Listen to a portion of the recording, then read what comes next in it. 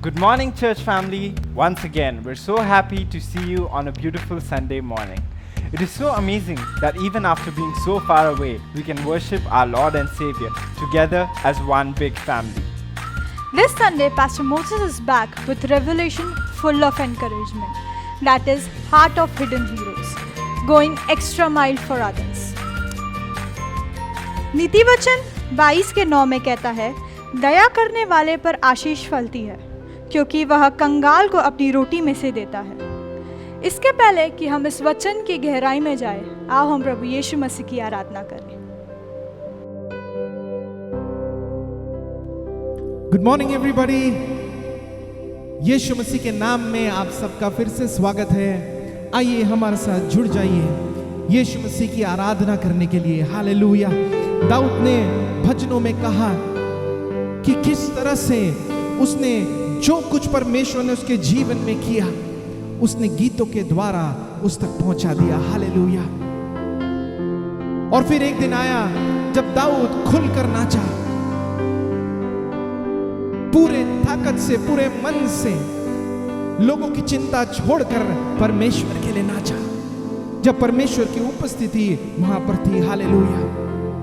Today, as you worship God, the Spirit of the living God is going to come and give you a divine visitation. Hallelujah. He says, I come and I live in your house. Amen.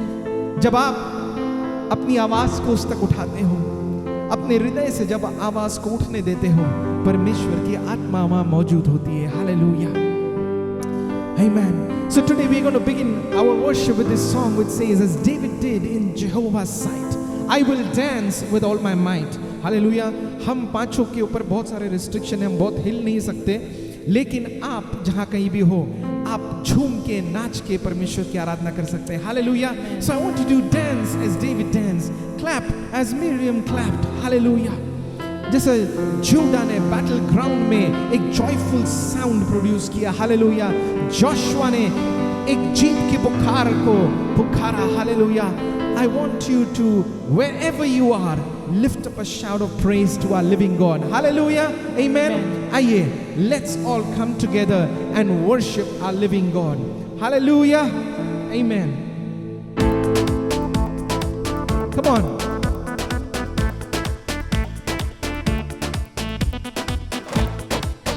As David did in Jehovah's sight, I will dance with all my might. As David did in Jehovah's sight, I will dance with all my might before the King of Kings. As Miriam did with the tambourine, I will clap my hands and sing before the King of Kings. As Judah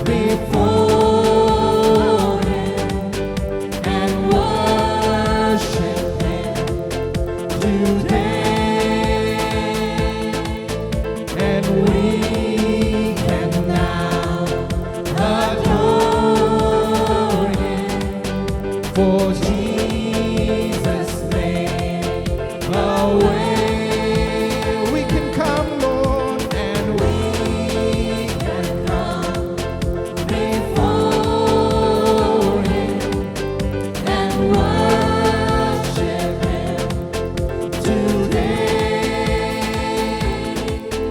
And we can now adore Him. And Jesus made a way. So as David did in Jehovah's sight, I will dance with all my might before the King of Kings. As Miriam did with the tambourine, I will clap my hands and sing before the King of Kings. As Judah did on the battleground, we will make a joyful sound before the King of Kings. As Joshua did at Jericho, we will shout to defeat the foe before the King of Kings.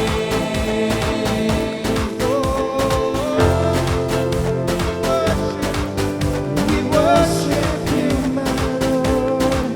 We rejoice, my King. Forever I will sing. Forever I will sing. Jesus. Forever I will sing. Forever I will sing. Forever I will sing. Forever I will sing. Forever I will sing. Forever I will sing. Jesus. Forever I will sing. Come on, everybody, lift up your voices to Him, to the King of Kings, to the Lord of Lords, Yeshua.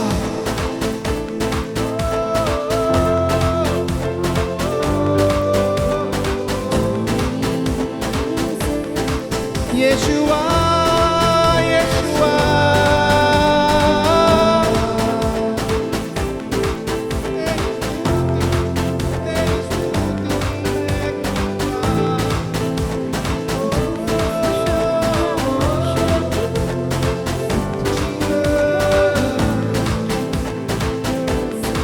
Forever I will sing, forever I will dance in Your presence, Lord.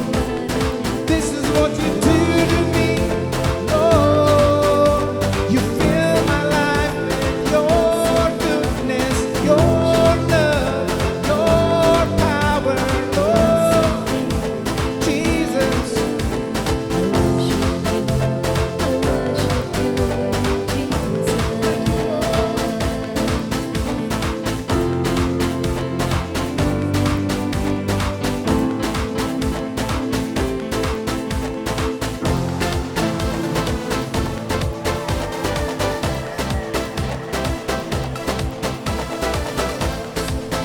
Thank You, Lord. Thank You, Lord. Take all the glory, take all the praise.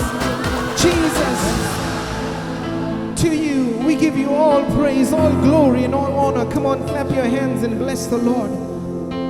The King of Kings is with you right now. Thank You, Jesus. There was a time when it was not easy to come in the presence of the Lord. And those are the times when David danced with all his might, when the ark was brought back to Israel. Thank You, Jesus. Today, Your presence is with each one of us. Because Jesus, You made a way. You made a way for us. कि प्रभु जी हम तेरी उपस्थिति में कभी भी आ जा सकते हैं, क्योंकि तेरा अनुग्रह, तेरा Your grace is upon us. And Lord, by Your grace today, we lift up our hands and we cry for more of Your love, more of Your power, more of You in our lives. Hallelujah. Thank you, Jesus. Come on. Just cry out with all your heart, with all your mind, with all your strength. Ask the Lord, I want more of you. I want more of you. I want more of you.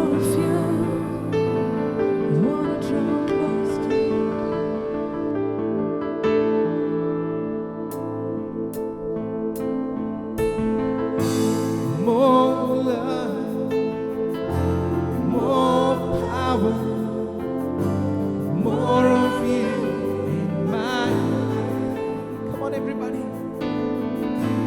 More love, more power, more of you in my life. We cry to you, Lord. More love, more power, more of you in my life. More love, more love, more power, more of you in my life. And I will worship you with all of my life. And I will worship you with all of my mind, and I will worship you with all of my strength, for you are my Lord. You are my Lord. For you are my Lord. You are my Lord. You are my Lord. Sing more love, more love, more power, more of you in my life. More love, more power, more of you in my life.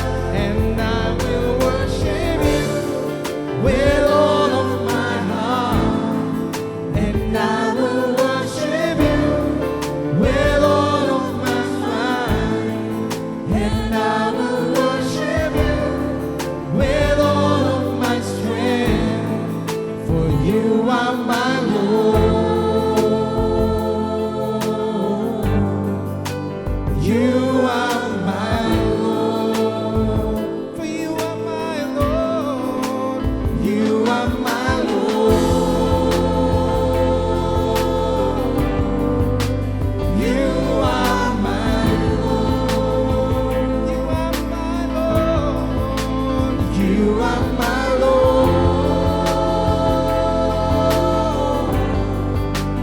You are my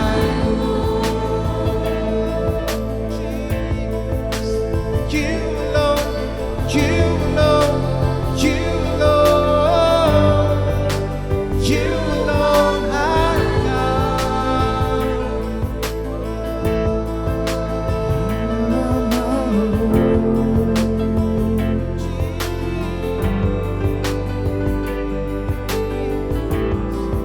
Thank you, Lord.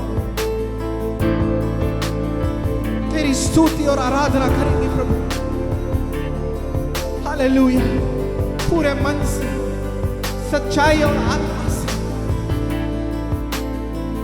हो तेरी स्तुति और आराधना करता हूँ मैं तुझसे ये प्रार्थना। महिमा से तेरी तू इस जगह को भर, जो भी तू चाहे तू यहाँ पे कर। हो तेरी स्तुति, हो तेरी स्तुति और आराधना करता हूँ मैं तुझसे ये प्रार्थना। महिमा से तेरी तू इस जगह को भर, जो भी तू चाहे तू यहाँ पे कर। Hallelujah,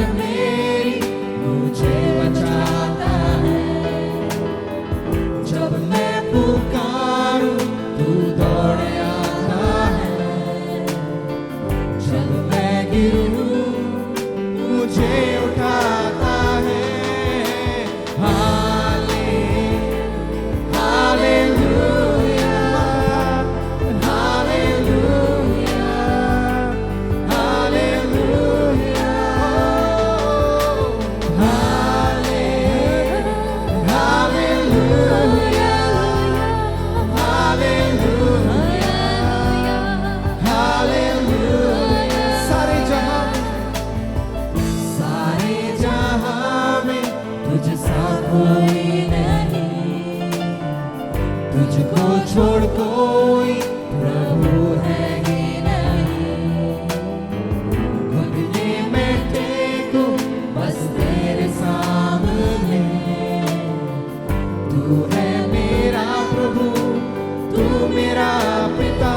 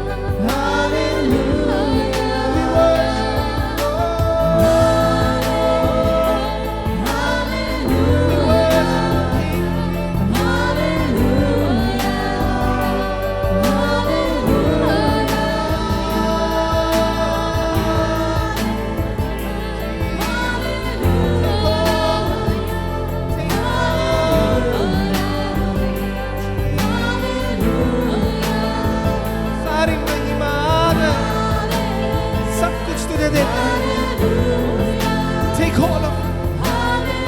Take hold of it.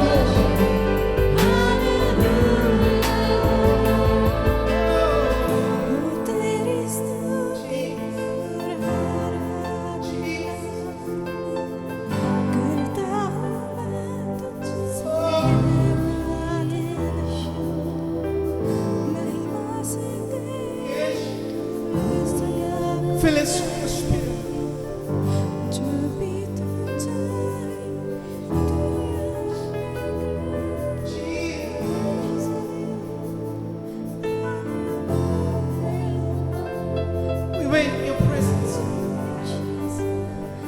Giving you glory, honor, and praise to Him who sits on the throne, who is exalted to the highest place. Be all blessing, glory, honor, and power be to you forever and ever.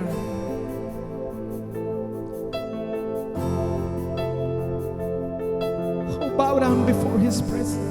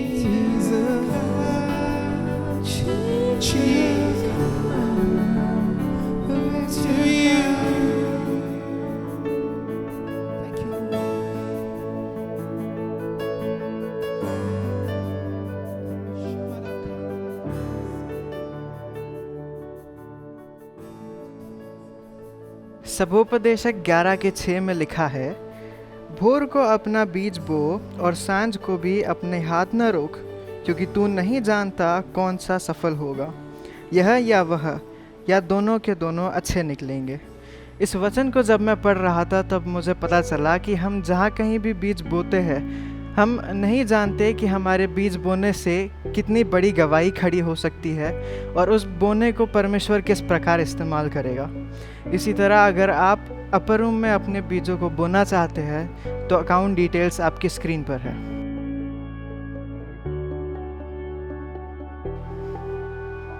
तो अब आइए देखते हैं कि आपके बोने से अपर room church औरों की मदद किस तरह से कर पा रहा है।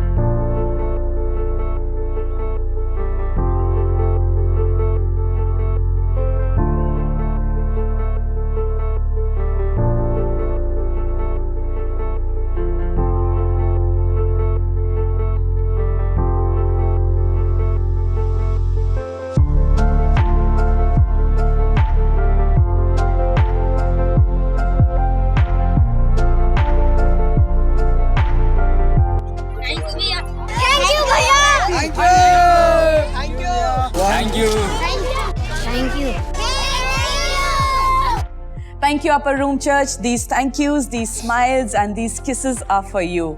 And you can see the smiles on the faces of children, the adults, men and women. They are so thankful when they see the food packet that comes to their houses, their hands. The smiles that comes upon their faces, like it's matchless. So all these smiles are for you. Thank you. We also want to say thank you for all the sponsoring love. Consistently you are pouring into Jesus Kitchen and our ministry. This month, the month of August, was an amazing month for the church and Jesus Kitchen. This month we got a refrigerator into church, into Jesus Kitchen. Somebody gifted us, and we got a wardrobe into our church for the Jesus Kitchen, so they can all store all the things. and our storeroom is getting stored. Many wonderful grains, dal, many blessings are coming into Jesus Kitchen, and thank you, Yes. thank you. We have increased from 200 to 250 to 300 now because of your faithful continual contribution towards Jesus Kitchen. We were having 130, 180, 200 we are doing it from last two months every day. Now we have increased to 250, 300, and by as we are approaching December 2020, my target is we want to give 1,000 food packets a day. Yes. And in Jesus Christ's mighty name, we are going to do it together. Amen. Together. As you are pouring into Jesus Kitchen, thank you, Pastor Joshua. Thank you, Pastor May. Thank you, all the team, the leaders, the volunteers, the staff, the members of your church. You are an amazing team. You are an amazing family. You are very close to our hearts and continuously standing and supporting with us. And me and Pastor Dee, we want to pray blessings, and we want to release a blessings for you this month. I pray Lord is going to protect your jobs. Not only going to protect your jobs and business, but you are going to thrive. Remember this, Lord doesn't need to have economic conditions, prosperous economic condition to bless you, because the God Yahweh whom we worship, He can bless you manna. He can just take manna and He can bless you every day. He's a good God. Jesus we worship is a good God. We pray His favor, His faithfulness, His amazing love is going to be displayed to you and your family. Ready? Let us pray together as a family, as a church for Upper Room. In agreement, we are coming and we are going to do it. In Jesus' name, we are going to bless you. And amazing results in the month of September 2020, you are going to see. And I believe it as a family. We are, as a husband and wife, as man and women of God, we are going to hold hands together and we are going to pray, release a word over your life. Lord Jesus, we thank you for this day, oh Father God. Yes. Lord, we thank you for the entire leadership of Upper Room Church, Pastor Joshua and Pastor May, oh Lord. Lord, we thank you, Father, Lord, that they have been standing with us and faithful and consistently, Lord, they have been supporting and standing with us in Jesus Kitchen, oh Thank Father you, God. Lord. Thank you, And Lord. Lord, whatever they are pouring into this ministry, oh Father God, Lord, we pray, oh Father God, Lord, that double portion will flow into their ministry, oh Father God. Amen. Lord, Amen. I pray, oh Amen. I Father agree. God, you would open doors for them, oh Father God. Yes, Lord. For the leadership, you would open new doors, oh God. Yes, Lord. For the believers, you would open new doors, oh Yes, Father Lord. God. Lord, as they are standing with Jesus Kitchen, oh Father, Lord, reward is going to come from your side, Amen. oh Father Amen. God. Amen. Lord, as they have been with us, oh Father God, Lord, I pray there would be abundance in their storehouses, oh Father Amen. God. In their Amen. kitchen, there would be abundance. Amen. In their treasures, there would be abundance. Amen. In their finances, there would be abundance. I In their agree. relationship, oh God, there would be abundance of love. Amen. There would be I abundance agree. of peace in Amen. their house, oh Father God. Yes, Lord, Lord. as your word says, blessed is he who stands with the poor, oh Father God. Lord, as they are standing with the needy and they are feeding the poor, oh Father God, Lord, blessing is going to come from your Amen. side, oh Father Amen. God. Amen. Lord, and when your blessing comes, Lord, your blessing does not have any sorrows attached to it, oh Father Amen. God. And Lord, I pray, oh Father God, the blessings that you are going to pour out into their lives, oh Father God, there would be no sorrows. Hallelujah. There would be no confusions in it, oh Hallelujah. Father God. Lord, I pray, open new doors for them. Hallelujah. Open new doors for them. Open new doors for them, oh Father God. Lord, we thank you, oh God, and the entire leadership, oh Father God, I commit them into your awesome hands, oh Father God. Lord, we thank you and we glorify your name. In Jesus' name we pray. Amen, amen, amen. Thank you once again on behalf of Jesus Kitchen and Temple of the Most High God Church.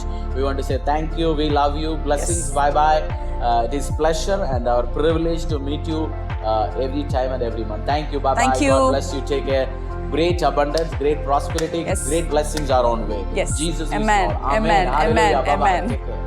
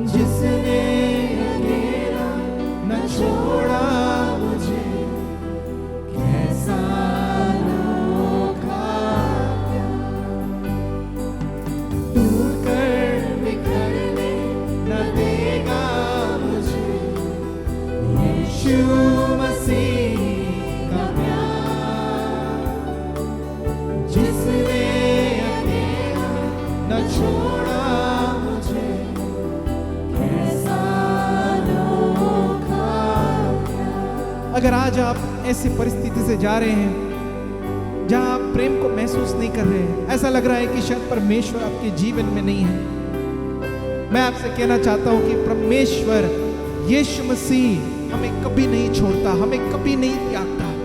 Hallelujah. So today as we sing this, believe and receive that love, receive the touch of Jesus upon you. Hallelujah.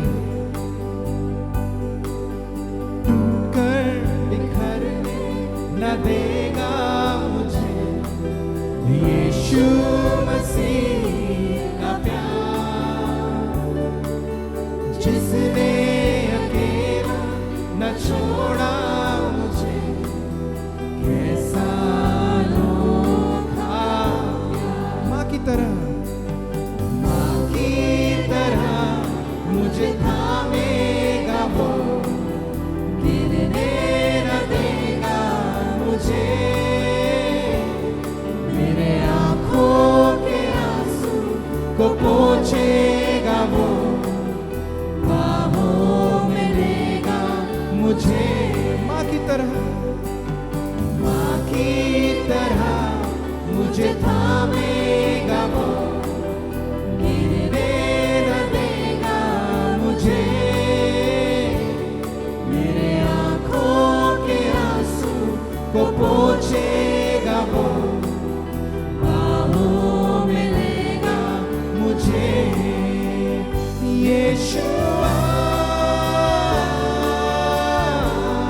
call on his name. Yeshua, Yeshua, Yeshua, Yeshua.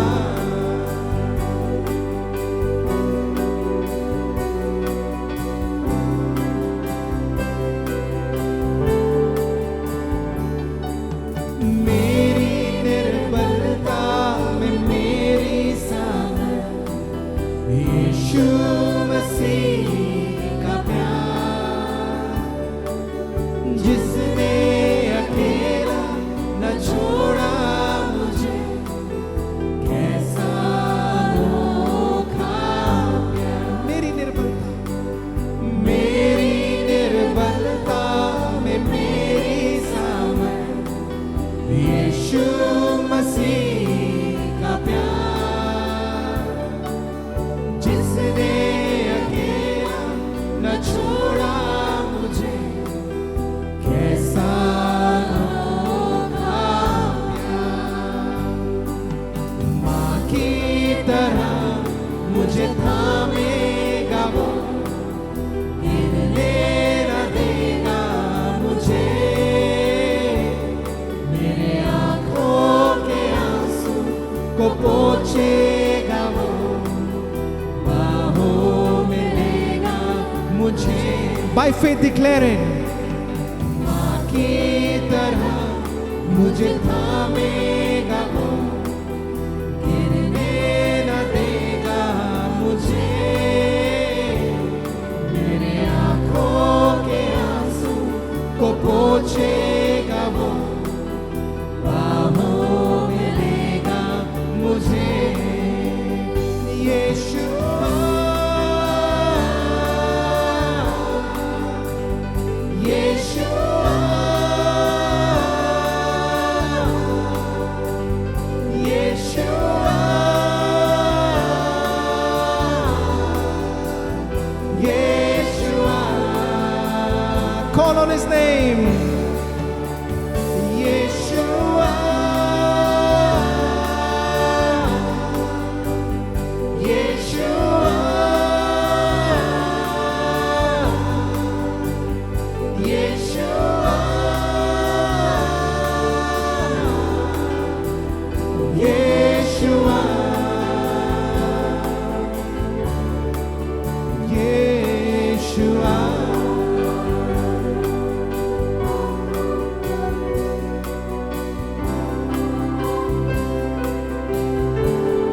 What a beautiful name.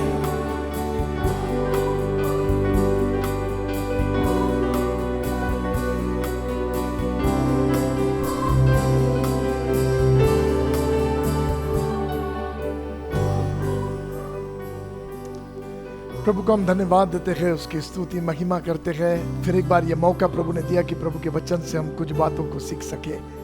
आज जिस विषय पर मैं आपसे बात करना चाह रहा हूँ वो विषय है, क्या हम औरों के लिए एक्स्ट्रा माइल जाने के लिए तैयार है? क्या हम औरों के लिए और थोड़ा पेन उठाने के लिए तैयार है? क्या हम किसी और के लिए और दर्द से प्रार्थना करने के लिए तैयार है? क्या हम किसी और के लिए, अपने लिए नहीं किसी और के लिए, क्या हम थोड़ा तकलीफ उठाने के लिए तैयार है? मगर इससे पहले कि वो वचन में जाओ, मैं आपको कुछ बातें वचन में से, कुछ चीज़ें आपके लिए प्रॉफिटिक घोषणा करते हुए उस वचन में आपको आगे ले जाऊंगा। ये पैसेज पार्ट में जो हम आज पढ़ने वाले हैं, काफ़ी सारी चीज़ें हैं जो हमारे सामने आती है, और जिस तरीके से प्रभु का आत्मा हमको लेकर जाए, हम स्टडी करते हुए आगे बढ़ते चले जाएंगे। याद रखना, प्रभु यीशु मसीह भी जो स्वर्गों के सिंहासन पर विराजमान परमेश्वर है, आपके और मेरे लिए शून्य बन गया। एक्स्ट्रा माइल जाकर आपको और मुझको बचाने के लिए उसने कीमत को चुकाई है। हमें बचाने के लिए उसने अद्भुत काम किया है।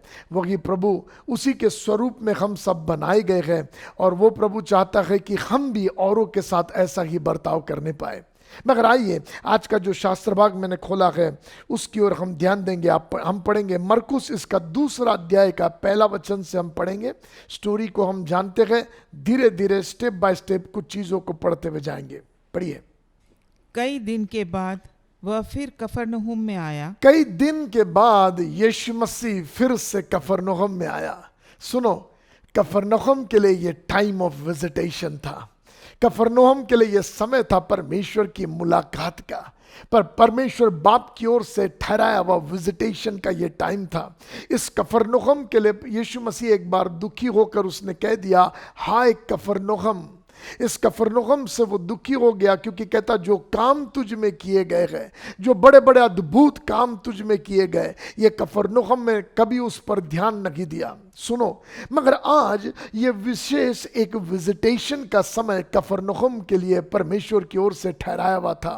मगर जब मैं इसको पढ़ रहा था तो पवित्र आत्मा मुझे दिखा रहा था कि केवल वे लोग जो उस दिन उस घर में आए थे, केवल वो व्यक्ति जो झोले का मारा हुआ अपनी आधी मरी और आधी जिंदी परिस्थिति में उस दिन उस घर में यीशु मसीह के सामने आया था, केवल वे लोगों ने वचन को पाया, केवल वे लोगों ने यीशु की मुलाकात के आनंद को लेने पाया। कफरनहूम एक बड़ा शहर था, मगर उस शहर में उस दिन कई लोग थे जिनको परमेश्वर के विजिटेशन का समय पता भी नहीं चला, जिनको कई लोगों को पता भी नहीं चला कि यीशु आया और यीशु चला गया।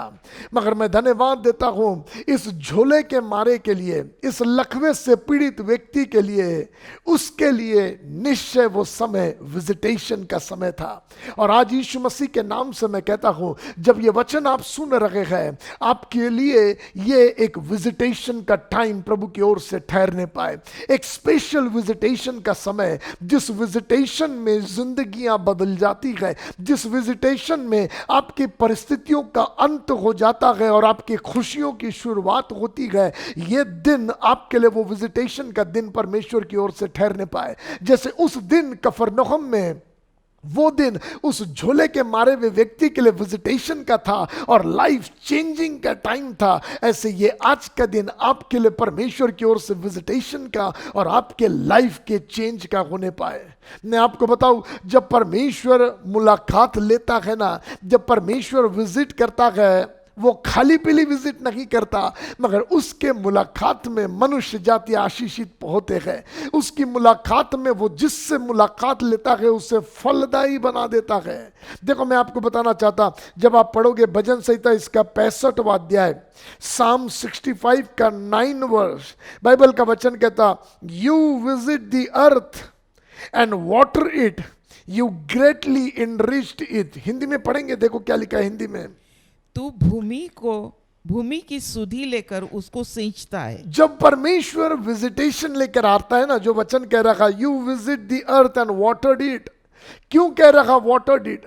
क्यों कह रहा कि तू भूमि को सींचता है, तू भूमि को जल से भरता है? मालूम क्यों? क्योंकि भूमि सूखी अवस्था में पड़ी है, मगर जब परमेश्वर मुलाकात लेता है तो वचन हमको यह समझा रहा, परमेश्वर की मुलाकात सूखेपन को मिटा देती है और हमें हरा भरा बना देती है, हमारे परिस्थिति को और भी उभार देती है, हमारे लाइफ को जिस पतन की दशा में हम हैं उससे और ऊंचे पर उठा देती है जब परमेश्वर का विजिटेशन हमारे लाइफ से मुलाकात लेता है।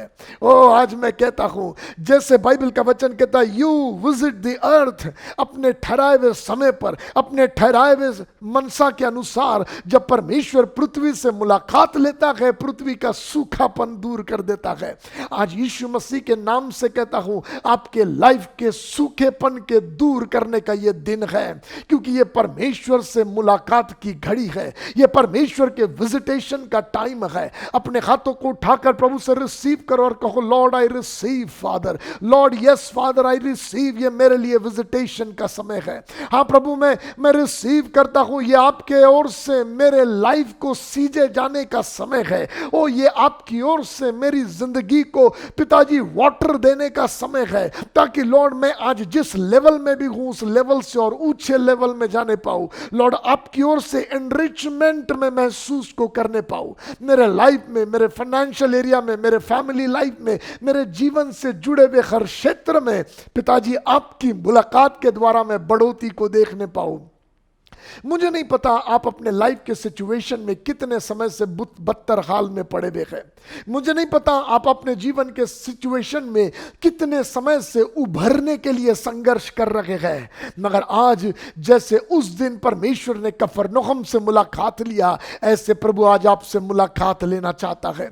इस वचन के द्वारा वो आपके हृदय को तैयार करना चाहता है, परमेश्वर आपसे मुलाकात लेना चाहता है। ध्यान से सुनो, उस दिन जब यीशु अपने घर पे आया और उसकी खबर जब यह झोले के मारे हुए व्यक्ति के घर पर पहुंची, तो झोले का मारा 4 लोगों के साथ उठाकर, हम स्टोरी को जानते हैं, उठाकर यीशु मसीह के पास लाया गया और उस दिन उसकी बीमारी, उस दिन उसकी तकलीफ, उस दिन उसकी आधी मरी हुई दशा खत्म हो गई। सुनो मेरी बात, मैं आपसे क्या कह रहा, जब परमेश्वर मुलाकात लेता है आपके लाइफ की मरी हुई परिस्थिति को बदल देता है। जैसे उसने झोले के मारे हुए के लाइफ में आधा शरीर जो मरे हुए हाल में पड़ा है उसमें जिंदगी लेकर आ गया, ऐसे परमेश्वर आपके लाइफ के डेड एरियाज में लाइफ लेकर आता है। आज परमेश्वर की ऐसी मुलाकात आपके साथ होने पाए कि आपके मरे हुए परिस्थिति में जीवन प्रवेश करने पाए। जैसे परमेश्वर ने अब्राहम और सारा से उनकी मरी हुई दशा में मुलाकात लिया और उसे राष्ट्र का पिता बना दिया, उसके मरे हुए गर्भ की दशा को बदल के रख दिया, ऐसे आज मैं यीशु मसीह के नाम से आपके लाइफ के लिए कहता हूं, ये मुलाकात का समय परमेश्वर का आपके लाइफ के डेथ को दूर करने पाए, आपके जीवन के मरे हुए एरिया में लाइफ को उंडेलने पाए, परमेश्वर की महिमा इस विजिटेशन में आपके लाइफ में आने पाए। जो बात, जो अनुभव उस दिन कफरनहूम के चंद चुने हुए लोगों ने पाया, ऐसे इस युग, इस पीढ़ी के आप वो चुने हुए लोग हो जिस पे परमेश्वर के मुलाकात की सामर्थ्य रिवील होने पाए। आपको मालूम, नियोमी ने रूत में यह सेंटेंस कहा, जब रूत की पुस्तक में नियोमी ने स्मरण किया कि जिस देश से मैं निकलकर मोआबी देश में आ गई, अब मेरे देश इज़राइल में परमेश्वर ने मुलाकात लिया है, क्योंकि इज़राइल में रोटी अब पाई जाती है। इसका मतलब जब परमेश्वर मुलाकात लेता है तो वो परमेश्वर आपके नीड्स को पूरा करता है। आज मैं यीशु मसीह के नाम से कहता, इस कोरोना वायरस के समय जो कई लोगों ने नौकरी को खो दिया है, इस कोरोना वायरस के समय में जब कई लोग जॉबलेस हो गए हैं, बेघर हो गए हैं, परिस्थिति के मारे हो गए हैं, मैं यीशु मसीह के नाम से कहता हूं, परमेश्वर की वो मुलाकात आपको मिलने पाए जो कफरनहूम में मिली, जिसने उनके नीड्स को पूरा किया, उस झोले के मारे हुए व्यक्ति की जरूरत को पूरा किया। इजरायलियों को अकाल के दिनों में मुलाकात लेकर उनकी रोटी को पुराया। वो परमेश्वर का विजिटेशन आज आपको मिलने पाए। कम ऑन, अपने हाथों को उठाओ और प्रभु से कहो, Lord I am ready father, I am ready Lord, मैं तैयार हूं इस विजिटेशन के लिए लॉर्ड। आई एम रेडी, मैं अपने आप को तेरे हाथ में सौंपता हूं पिताजी लॉर्ड। कफरनहूम के उन लापरवाह लोगों के नाई मैं नहीं बनना चाहता हूं, बट लॉर्ड मैं उस लकवे के मारे हुए व्यक्ति के समान जो अधमरा था, मगर वो आपकी मुलाकात की घड़ी के आशीष को पा लिया, ऐसा मैं पिताजी आपके आशीष को पाना चाहता हूं। मैं आपसे कहना चाहता, जब परमेश्वर मुलाकात लेता है वो जमीन को भिगा देता है। जब परमेश्वर मुलाकात लेता है वो आपको अपने स्तर से और ऊंचे पर उठाता है। ऐसे कई रिकॉर्ड बाइबल में पड़े हुए हैं परमेश्वर के मुलाकात लेने से क्या होता है, मगर कुछ बातें यहां से हम देखते हुए आगे बढ़ते जाएंगे। सो रिसीव इट बाय फेथ। ये समय परमेश्वर की मुलाकात का समय है आपके उस एरिया में जहां आप कुछ होता हुआ नहीं देख रहे। न जाने ये झोले का मारा हुआ व्यक्ति कितने दिनों से लकवे के हाल में अपने बिस्तरे पर पड़ा हुआ है। जब लकवे का अटैक आया होगा तो घर के परिवार के लोगों ने वैद्यों के पास उसको लेकर गए होंगे, डॉक्टर के पास लेकर गए होंगे, नाना प्रकार की कोशिशें किया, एक्सरसाइज करवाया, जो कर सकते थे किया, मगर कंडीशन में कोई सुधार नहीं है। आखिर शायद डॉक्टर ने कह दिया घर लेकर जाओ, सेवा करते रहो जब तक जिंदा है। झोले का मारा हुआ व्यक्ति अपने घर में पड़ा हुआ है, और जब अपने घर में पड़ा हुआ है, ध्यान से सुनना, जब वो अपने घर में पड़ा हुआ है, घर के लोग आते हैं उसे पानी पिलाते हैं, घर के लोग आते हैं उसे भोजन खिलाते हैं। लाइफ दूसरों के ऊपर डिपेंडेंट है। कहीं भी जाना है, टॉयलेट भी जाना है, खुद से नहीं जा सकता, कोई ना कोई वहीं पर, क्योंकि वो चल नहीं सकता, वरना वो चल के आता, मगर उसे उन्होंने खाट पर उठा कर लेकर आया था। उसका कंडीशन आप देखो, एक ऐसा कंडीशन वाला व्यक्ति है जो अधमरी अवस्था में पड़ा हुआ है। यदि आप किसी ऑर्गेनाइजेशन के हेड हैं और ये वचन को सुन रहे हैं, और आपका ऑर्गेनाइजेशन ऐसे हालात में है जहां आधा मरा हुआ कंडीशन में है और आधा जिंदा है, तो वचन को ध्यान से सुनो। यदि आपका लाइफ, आपका मैरिटल लाइफ ऐसे कंडीशन में है, आधा मरा है आधा जिंदा है, तो आज आपके वचन ध्यान से सुनो। प्रभु आपके जीवन में अद्भुत काम करने पाए, परमेश्वर की मुलाकात आपके मरी हुई दशा में बदलाव को लेकर आने पाए। याद रखो, जब परमेश्वर ने सूखी हड्डियों से मुलाकात लिया ना, तो सूखी हड्डियां हरी भरी होकर इजकेल चैप्टर 37 में एक्सीडिंगली ग्रेट माइटी आर्मी बन के खड़ा हो गया। नाउ बिलीव, परमेश्वर की मुलाकात आपको उसकी आर्मी बनाकर खड़ा करेगा। आप ऐसे ही नहीं रहोगे।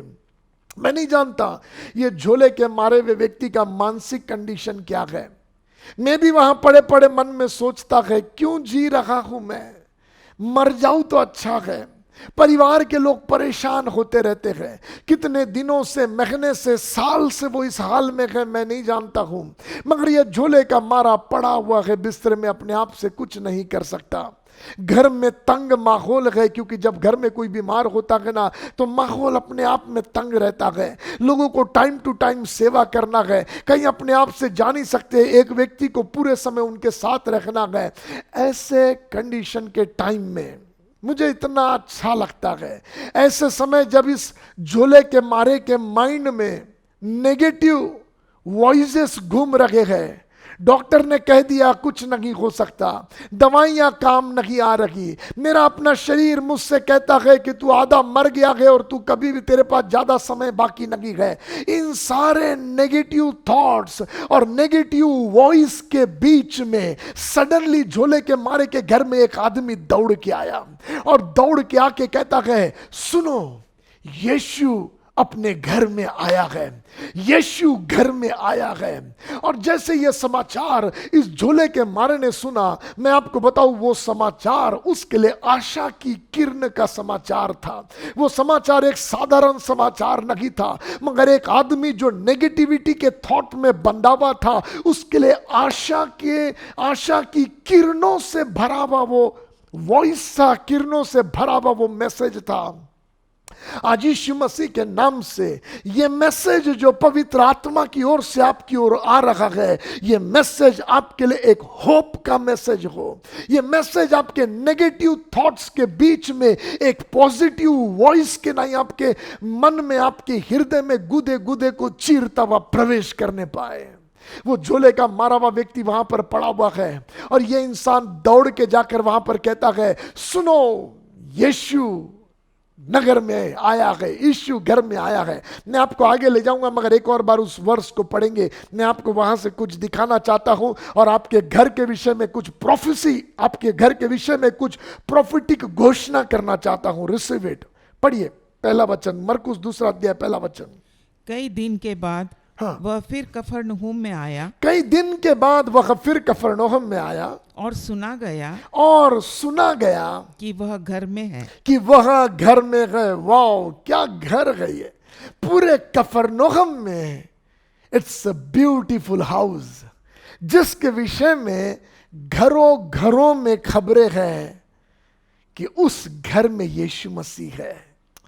व्हाट अ ब्यूटीफुल मैसेज, कितना सुंदर। आज मैं यीशु मसीह के नाम से कहता, यही आपके घर के लिए, आपके नगर में टेस्टमनी होने पाए, लोगों के बीच में आपके घर के विषय में यही बात होने पाए। उस घर में परमेश्वर की उपस्थिति है, उस घर में यीशु पाया जाता है। आपके घर की यही टेस्टमनी हो, यीशु के नाम से मैं डिक्लेयर करता हूं। आपके मिनिस्ट्री की ये टेस्टमनी हो, आपके चर्च सर्विसेज की ये टेस्टमनी हो, आपके लाइफ की ये टेस्टमनी हो कि लोग ये कहने पाए, वहां जीसस है, वहां यीशु है, वहां परमेश्वर का प्रेजेंस है। आपके मेरे जीवन के लिए ये टेस्टमनी होने पाए। जोसेफ जो जेल में था, जो जेल में एक नए नाम के द्वारा एंटर किया था, बलात्कारी, उसको बलात्कारी नाम देकर उसको जेल में डाला गया था, क्योंकि वो पोतीफर की पत्नी को बलात्कार करने की कोशिश किया। ऐसा दोष देकर उसे जेल में डाला गया।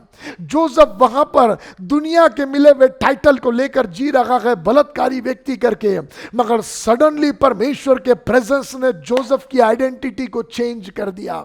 और जब वो फारो राजा के सामने लाकर खड़ा किया गया, तो फारो राजा कहता, ऐसा आदमी हमें कहां मिल सकता जिसमें परमेश्वर का आत्मा रहता है। उत्पत्ति 41 के 48 वचन में लिखा है, इट मीन्स राजा ने जोसेफ के अंदर परमेश्वर का प्रेजेंस देख लिया। आज मैं कहना चाहता, ये शरीर जो परमेश्वर के रहने का घर है, इसकी आइडेंटिटी ये होने पाए, लोग हमें देखकर ये कहने पाए, इसमें परमेश्वर दिखाई देता है। आपके लाइफ को देखकर लोग ये कहने पाए, आप में परमेश्वर दिखता है। आपके घर के लिए लोग ये बात करने पाए, उस घर में परमेश्वर की उपस्थिति है। पूरे कफरनहूम में चर्चा चल रही है, जीसस उस घर में है। यही आपके घर के विषय में भी हो। आइए अपने हाथों को उठाओ और प्रभु से कहो, यस लॉर्ड, मेरे घर की पहचान को बदल दे। ओ पापा, मैं विनती करता, मेरे घर की पहचान को बदल दो लॉर्ड। आपका प्रेजेंस मेरे घर में आप इंक्रीज करो पिताजी, इतना इंक्रीज करो कि दूर दूर लोग आपस में बात करने पाए कि मेरे घर में आप रहते हैं, मेरे घर में आप रहते हैं, मुझ में आपका प्रेजेंस है, मेरी मिनिस्ट्री में प्रभु दिखाई देता है। ओ हमारी सेवकाई में, हमारी बुलाहट में परमेश्वर दिखाई देता है। प्रभु आप ऐसा होने दो पिताजी। मैं आपसे प्रार्थना करता हूं लॉर्ड। प्रे अपने आप के लिए प्रार्थना करे, वचन सुनते हुए प्रार्थना करे अपने घर के लिए, अपने लाइफ के लिए, कि प्रभु ये मेरी गवाही हो लॉर्ड। तू मेरा जीवन ऐसा बना दे, मेरी आधी अधमरी अवस्था से तू मुझे निकाल दे लॉर्ड। तेरा मुलाकात मुझे हरा भरा कर दे प्रभु। तेरी मुलाकात लॉर्ड औरों के लिए मेरा लाइफ एज ए टेस्टमनी बनाकर तू खड़ा कर दे पिताजी। देखो वचन कहता है, दूसरा वचन पढ़ेंगे, 2 अध्याय का 2 वचन। फिर इतने लोग इकट्ठा हुए हाँ? कि द्वार के पास भी जगह नहीं थी। इतने लोग इकट्ठा हुए। प्लीज सुनना थोड़ा और चित्र अपने आंख के सामने आने देना। झोले के मारे के घर में एक आदमी गया, मगर बाकी इतने लोग कहां से आए? इसका मतलब कोई है जो हर एक के घर में दौड़ दौड़ के गया। कोई है जो जा के नगर में अलग अलग घरों में जाकर लोगों को खटखटाकर बताने लगा, यीशु घर में है, जल्दी से निकल कर आओ। अब मुझे नहीं पता जितने घरों में वो लोगों ने जाकर बताया, वो घर के सब लोग आए कि नहीं आए, मगर जो आए उन्होंने विजिटेशन के लाभ को पाया। आज ये समय वचन बहुत लोग सुन रहे हैं। मुझे नहीं पता आप में से कितने लोग ये समाचार को सुनकर प्रभु के विजिटेशन के लाभ को लोगे, या कितने लोग सुनकर भी अनसुना कर देंगे, दूसरी बातों को प्रायोरिटी देंगे, दूसरे कामों को प्रायोरिटी देंगे। उस दिन में भी शायद लोगों ने दूसरी बातों को प्रायोरिटी दिया होगा। अरे यार यीशु तो आया है, ठीक है, मगर जरा ये काम जरूरी है, थोड़ा मुझे मार्केट में जाना जरूरी है, मुझे वो काम करना जरूरी है। आपको याद नहीं, यीशु मसीह ने एक जेवनार के दृष्टांत बताया कि एक राजा ने जेवनार किया और उसने बताया लोगों ने बहाने बनाने लगे, जिसको उसने आमंत्रित कहा था अलग अलग बहाने बनाने लगे। ऐसे न जाने कफरनहूम में भी लोगों ने अलग अलग बहाने शायद बनाया होगा, मगर केवल वे लोगों ने लाभ को प्राप्त किया जिन्होंने विजिटेशन को प्रभु के महत्व दिया, जिन्होंने ये जाना यीशु तो आया है मगर मुझे भी उसके पास जाना पड़ेगा। सुनो, वो स्वर्ग छोड़ के पृथ्वी पर आया तो है, मगर हमें भी उसके पास जाना पड़ेगा, हमें भी उसके करीब बढ़ना पड़ेगा, हमें भी प्रार्थना में उसके करीब आना पड़ेगा, हमें भी उसको पुकारना पड़ेगा कि ओ लॉर्ड तेरा विजिटेशन मेरे लाइफ में खाली ना जाने पाए लॉर्ड, मगर ये समय तेरा मुलाकात मेरी मरी हुई परिस्थिति में जीवन को लेकर आए लॉर्ड। वो पिता मेरे सुखी हुई अवस्था को बदल के रख दे पिताजी, मेरी जरूरतों को तेरा विजिटेशन पूरा करने पाए लॉर्ड। प्रभु तुम मुझ पर अनुग्रह कर, मुझ पर दया कर। देखो प्रभु का वचन क्या कहता है। जब मैं इसे देख रहा था ना, तो मैं चित्र देख रहा था, ये आदमी दौड़ के गया उस झोले के मारे के घर में। झोले का मारा हुआ व्यक्ति बिस्तरे पर पड़ा हुआ है, और जब वो बिस्तरे पे पड़ा है तो ये कहता है सुनो यीशु आया है, और सुन भाई अब तू मरेगा नहीं, क्योंकि यीशु है ना, उसके कपड़े के कोने को छूकर लंगड़े चलते गए, अंधे देखते गए, और उसके कपड़े के कोने को छूकर ना जाने कितने सालों के बीमार उठकर चलने लगते गए, कई झोले के मारे चंगे होते गए। तब ये आदमी उत्साहित हो गया वचन को सुनकर, और मैं देख रहा था कि वो इस व्यक्ति को पूछता है क्या यीशु इधर आ रहा है, यीशु यहां मेरे घर आ रहा क्या? मगर वो व्यक्ति कहता नहीं, यीशु तेरे घर नहीं आया, यीशु उसके घर आया है, तुझे यहां से वहां जाना पड़ेगा। ध्यान से सुनो जो बात मैं आपको बता रहा, तुझे यहां से वहां जाना पड़ेगा। ये झोले का मारा कहता है मैं कैसे जाऊं, मैं यहां से मैं टॉयलेट नहीं जा सकता, मैं यहां से उठकर दूसरे कमरे में नहीं जा सकता, मुझे जो चाहिए मेरे घर परिवार के लोग ला के देते हैं, मैं अपने आप से कुछ नहीं कर सकता हूं, मैं जगह से हिल नहीं सकता हूं, मेरा शरीर आदि मरी हुई दशा में है, देख मेरी उंगलियां हिलती नहीं है, देख मेरा एक पैर हलता नहीं है, मैं अपने आप से कुछ नहीं कर सकता हूं, मेरा कंडीशन बुरा है, मैं कैसे यीशु मसीह तक जाऊंगा। ध्यान से सुनो, जब ये आदमी जिसके अंदर बड़ी इच्छा है यीशु को मिलने की, जब यह इंसान इच्छा कर रहा था, मगर इच्छा करने के बावजूद भी वो यीशु तक पहुंच नहीं पा रहा था, इच्छा करने के बावजूद भी वो वहां तक पहुंच नहीं पा रहा था, तब मुझे स्टोरी में बड़ा अच्छा लगता है। ध्यान से सुनो, तब मुझे स्टोरी में बड़ा अच्छा लगता है, 4 लोग अचानक से आगे बढ़ के आते हैं, और 4 लोग आकर कहते हैं सुन, जो इच्छा तूने किया है या जो दर्शन तूने देखा है कि मुझे यीशु मसीह के पास तक जाना है, जो दर्शन तूने देखा है कि आदि मरी हुई परिस्थिति में जीवन आना चाहिए, तेरे उस दर्शन को पूरा करने के लिए हम चारों मेहनत करने के लिए तैयार है। क्यों एक आदमी यीशु मसीह को देखकर दौड़ के ये झोले के मारे के घर में आया? क्योंकि ये इंसान वो है जो एक्स्ट्रा माइल जाने के लिए तैयार है। यीशु मसीह के घर से झोले के मारे हुए व्यक्ति का घर कितना दूर है मैं नहीं जानता, मगर ये वो व्यक्ति है जो एक्स्ट्रा माइल किसी के मिरेकल के लिए जाने के लिए तैयार है कि उसको जो चाहिए वो मिल जाए। मुझे मालूम है यीशु दे सकता है, मगर जो उसको चाहिए वो मिल जाने के लिए मैं एक्स्ट्रा माइल जाने के लिए तैयार हूं। दिस काइंड ऑफ पीपल परमेश्वर चाहता है बॉडी ऑफ क्राइस्ट में।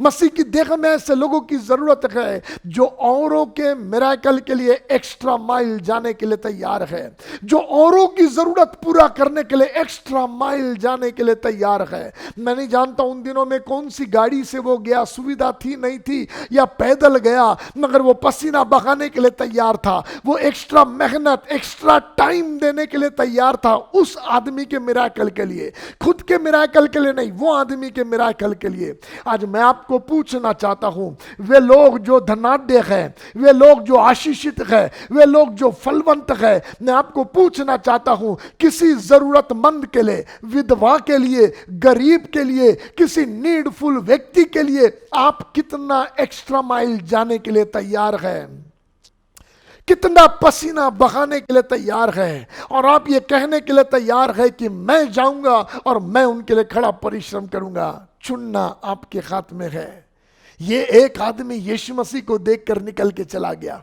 उधर 4 जोले के मारे के जो रिश्तेदार है, जो आसपास में 4 लोग हैं, वे 4 लोग कहते हैं कोई बात नहीं, तू अपने पैर से वहां नहीं जा सकता, चिंता मत कर, हम अपने पैरों से तुझे वहां पहुंचाएंगे, हम अपने पैरों से तुझे वहां लेकर जाएंगे।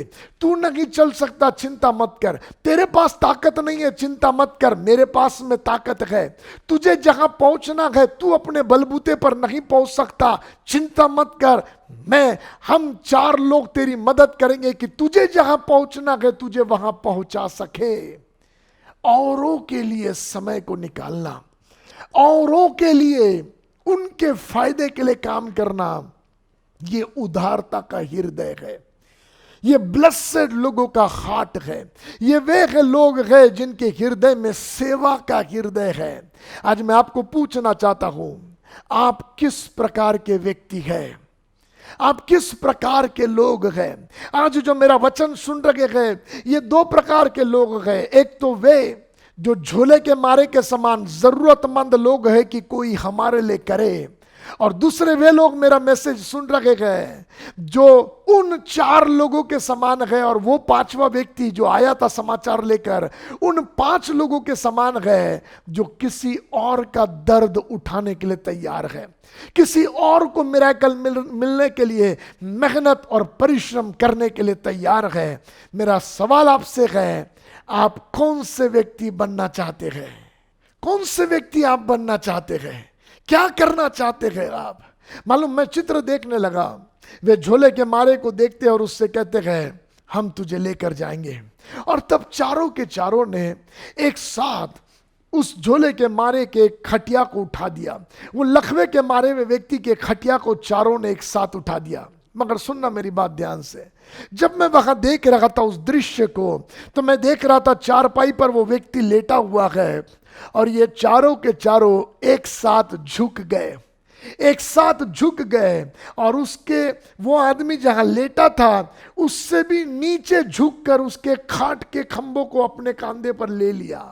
सुनो, किसी और को उठाने के लिए झुकना पड़ेगा, किसी और को उसके निशाने पर पहुंचाने के लिए झुकना पड़ेगा। ये नम्र लोगों का काम है, ये नम्र लोगों का काम है। घमंडी लोग नहीं झुकना चाहते, घमंडी लोग किसी के लिए कुछ नहीं करना चाहते हैं। ये घमंडी लोगों का काम नहीं है, ये वे लोगों का काम है जो नम्र है दिल के अंदर, और जो दूसरों की उन्नति के लिए झुकने के लिए तैयार है।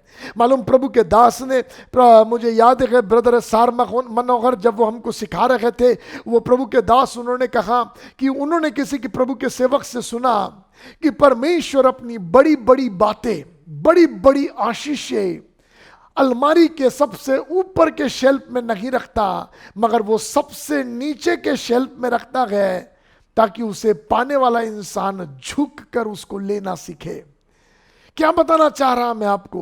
किसी और के लिए हमें झुकना सीखना है, किसी और की उन्नति के लिए हमें झुक कर उसको मदद करना सीखना है। ये चारों ने जोश जोश में खटिया को उठा लिया और उठा के लेकर चारों के चारों घर से बाहर निकल गए। मैं नहीं जानता कितना बड़ा डिस्टेंस था, मगर तेजी से चारों चले जा रहे हैं। और मुझे ये दिखाई देता जब चारों जा रहे हैं ना, तो चारों के कदम एक साथ मिल के आगे आगे बढ़ रहे गए, चारों लोग एक साथ एक यूनिटी में आगे बढ़ रहे गए। सुनो, दर्शन एक इंसान का है, दर्शन एक व्यक्ति का है, मुझे वहां तक पहुंचना है, मुझे ये काम को अंजाम देना है, मगर उस एक आदमी के दर्शन को पूरा करने के लिए 4 जन मिल के काम कर रहे गए। सुनो, मैं आपको बताना चाहता हूं, वो अपर रूम चर्च में पास्टर जोशुआ को परमेश्वर ने दर्शन दिया और उनको दर्शन दिया कि ओबद्याह के नाई जैसे उसने अकाल के दिनों में और जिन दिनों में अहाब राजा और जिज़बेल रानी भविष्यद्वक्ताओं को मार डाल रहे थे, ऐसे दिनों में ओबद्याह ने 100 प्रभु के प्रॉफिट्स को छिपा कर रखा और उनकी सुधी और उनकी ज़रूरतों को पूरी करने लगा। ऐसे इन पेंडेमिक के दिनों में, इन तकलीफ के दिनों में, आगे दिसंबर महीने तक परमेश्वर ने पास्टर जोशुआ को विजन दिया कि 200 से अधिक पास्टर्स की सपोर्ट को वो कर सके, 200 से अधिक जरूरतमंद लोगों के वो नीड्स को पूरा कर सके। परमेश्वर ने यह दर्शन दिया। पास्टर जोशुआ ने हम सबसे बात किया, उन्होंने YouTube में मैसेज के माध्यम से आपसे भी बात किया। नाउ लिसन टू मी, या तो आप ये बोल के छोड़ सकते हैं कि दर्शन पास्टर जोशुआ का है, हमको क्या करने का है, उनका दर्शन है, या तो आज इन 4 लोगों के नहीं आप ये कह सकते, पास्टर मैं नम्र होने के लिए तैयार हूं, पास्टर मैं आपके साथ झुकने के लिए तैयार हूं, ओ पास्टर मैं दर्द उठाने के लिए तैयार हूं, पास्टर मैं एक्स्ट्रा माइल जाने के लिए तैयार हूं कि मैं उसकी जरूरत को पूरी कर सकूं। पास्टर, जब आप 200 पास्टर्स का सपोर्ट कर रहे तो 200 पास्टर्स में 2 पास्टर का दिसंबर तक के मैं सपोर्ट करना चाहता हूं। Pastor, you can do it, आप ये कर सकते हैं। नाउ या तो आप ये बोल के इस वचन को बाईपास कर सकते हैं कि पास्टर मोसेस फंडरेजिंग करना चाह रहा है, या तो आज परमेश्वर की ओर से एक अवसर, एक बुलाहट को जानकर, एक मौके, एक अपॉर्चुनिटी को जानकर आप अपने हाथ को आगे बढ़ा सकते हैं कि इस ओबद्याह प्रोजेक्ट में परमेश्वर आपको भी शामिल करके आपके लाइफ पर प्रतिफल को उंडेल सके। लिसन टू मी, इधर वहां बैठे में आप ये सोच के कहोगे मेरे देने से क्या होगा, किसी को मेरा नाम तो पता नहीं चलेगा, या तो लोग पास्टर जोशुआ का नाम लेंगे या अपर रूम चर्च का नाम लेंगे, मैंने दिया हुआ तो मुझे मेरे विषय में तो कोई कुछ नहीं कहेगा। सुनो, ये आदमी जो वहां पर उस दिन झोले के मारे के घर में गया ना, उसका नाम यहां पर लिखा नहीं है, क्योंकि वो बाइबल का हिडन हीरो है, वो बाइबल का हिडन हीरो है, उसका नाम यहां पर लिखा नहीं है। मगर मैं एक बात जानता हूं, उसका नाम यहां बाइबल में लिखा नहीं है, मगर वहां परमेश्वर की पुस्तक में लिखा हुआ है, जिसके विषय परमेश्वर कहता मैं तेरे मारे मारे फिरने का हिसाब रखता हूं, जिसके विषय में परमेश्वर का वचन कहता उनके कामों के अनुसार उनका न्याय होगा, और किसी के काम सोने के होंगे, चांदी के होंगे, अनमोल पत्थर के होंगे। आई बिलीव ऐसे लोग जो दूसरे के लिए मेहनत करते हैं, ऐसे लोग जो दूसरे की सुधी लेने के लिए काम करते हैं, परमेश्वर उनके कामों को सोने के कामों के समान ब्लेसेड करके जानता है। आज मैं आपसे कहना चाहता हूं, एक 4 महीना किसी और की सुधी लेने के लिए काम करना हमारे लिए एक ब्लेसेड अपॉर्चुनिटी है।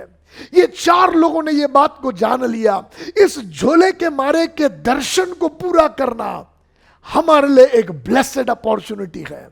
बाइबल में वो चारों का नाम नहीं लिखा है, बाइबल में वो आदमी जो समाचार लेकर गया उनका नाम नहीं लिखा है, बाइबल में उनके नाम भी नहीं लिखे हैं। जब यीशु नगरों और सड़कों पर जाता था और सारे गांव में से लोग अपने अपने बीमारों को खाट खटोलों पर उठाकर लाकर रास्ते के किनारे रख देते थे, उन लोगों को कौन समाचार देता था कि यीशु इस रास्ते से जाने वाला है, यीशु इस मार्ग से जाने वाला है? कौन समाचार देता था? जो लोग ये समाचार देने का काम करते थे, असली वो लोग हीरो थे मिरेकल को शुरू करने वाले। क्योंकि रास्ते से जब यीशु जा रहा, यदि लोग ही नहीं आएंगे तो मिरेकल कहां होगा?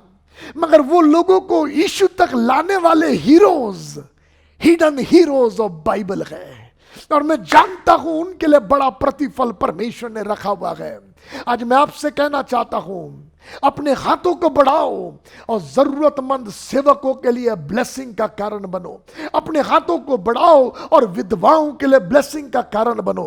इस वचन के पश्चात जब आपके अकाउंट जब आपके स्क्रीन पर अकाउंट डिटेल्स आते हैं, अपनी जनरस सीड को बो करो, ये बताकर उसमें बो करो कि ये मैं उबद्या प्रोजेक्ट के लिए बीज बो रहा हूं। शायद यहां से टेलीविजन के द्वारा हम आपका नाम लेकर आपकी तारीफ नहीं करेंगे, और याद रखना यदि पास्टर ने आपका नाम लेकर तारीफ किया तो आपने प्रतिफल पा लिया, मगर बाइबल कहता है जिसका प्रतिफल मनुष्य की ओर से नहीं आता उसका प्रतिफल यहोवा की ओर से आता है, और वो इटर्नल है और वो बड़ा प्रतिफल है। आज मैं आपको इनकरेज करना चाहता हूं, get ready to go extra mile for other people, दूसरे लोगों के लिए। ये चार व्यक्तियों ने उठा लिया, जोश में 4 के 4 लेके निकल गए, चले जा रहे हैं, पता नहीं कितने किलोमीटर चलते हुए जाना है, मगर निश्चित क्योंकि 4 ही जन थे, बाइबल कहती है थोड़े देर के बाद कंधे में दर्द होना शुरू हो गया होगा। एक पकड़ के लेकर चल रहे। अरे आपको पता है जब हम ग्रेवयार्ड में किसी को दफनाने के लिए जाते हैं तो थोड़े थोड़े देर में कंधे बदलते रहते हैं हम। क्यों?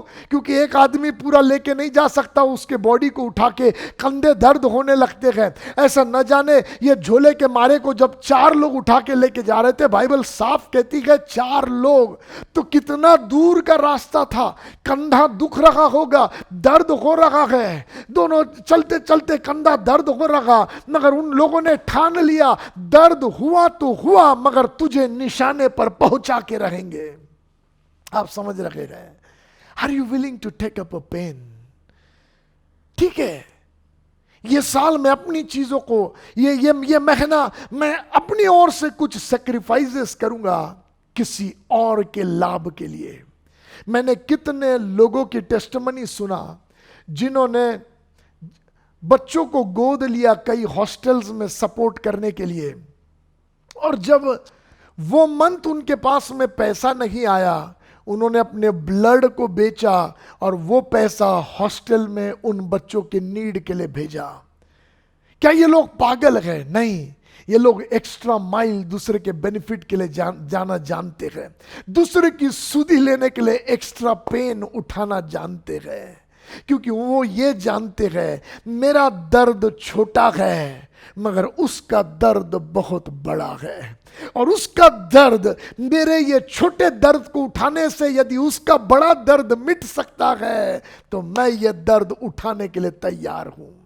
आपको मालूम, बाइबल का वचन कहता है यीशु मसीह ने आगे के आने वाले सुख को देखकर अभी का दर्द उठाना उचित समझा, अभी का दुख भोगना उचित समझा। मालूम क्यों? क्योंकि यीशु मसीह ने देखा यदि मैं मोसेस को ना बचा लूं, यदि मैं मोसेस के लिए कीमत ना चुका दूं, तो इटर्निटी के लिए मोसेस नरक में तड़पता रहेगा, और वो दर्द मोसेस का इतना भयंकर होगा, वो दर्द मनुष्य जाति के लिए इतना भयानक होगा, इटर्नल पेन नरक के अंदर। यीशु मसीह ने वो इटर्नल बड़े पेन को देखा, और उसको देखने के बाद यीशु मसीह ने कहा मेरी देह में मुझे भले जो दर्द उठाना पड़े वो मैं उठाने तैयार हूं कि मोसेस को इटर्नल पेन से बचा लो।